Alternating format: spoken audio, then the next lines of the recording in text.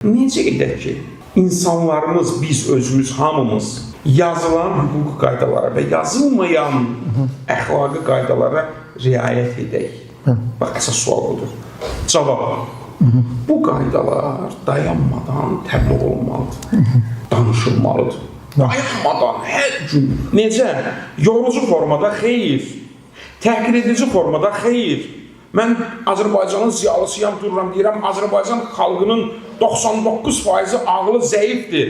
Belə ziyalı olmaz. Ziyalı millətini sevməlidir, ona dəyər verməlidir. Necə valideyn övladını sevməlidir? Əgər sən həqiqətən millətin ziyalısınsansa, müəllimisənsə, millətə çıxış edirsənsə, danışırsansa və gözləyirsən ki, millət sən sözlə qulaq assın, onda zəhmət çək millətə dəyər ver. Zəhmət çək millətə dəyər ver. Sən bu millətdənsən, özünü qaldırıb göyün 7-ci qatına qoyma. Bax, belə bir modeldə bizim əxlaq müəllimlərimiz olsa, o əxlaq müəllimləri həm də ay iş adamları, dövlətə vergi verin, vergidən yayınmayın və s. Qırmızı işıqda keçməyin. Bax, görürsən, o hüquqi qaydaları da, o əxlaq müəllimi onu da desin insanlarımıza. Onu da desin. Təhsil alın və s.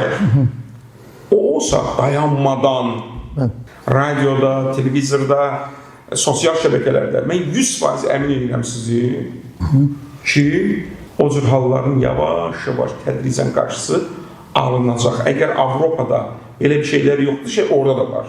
Yəni insanlar ümumi məkanları zibilləyirlər. Heç kim görməyəndə, kamera çəkməyəndə zibilləyirlər. Aydındır. Amma biz daha yaxşısını eləyə bilərik. Bizim Azərbaycanımızın mədəniyyəti, mənəviyyatı, əxlaqı köklüdür, fundamentaldır. Bizim kökümüz var, mədəniyyətimiz var, keçmişimiz var. Biz daha yaxşısını eləyə bilərik. Biz eləyə bilərik ki, hətta kamera çəkməyəndə də insanlar o xətanı eləməsinlər.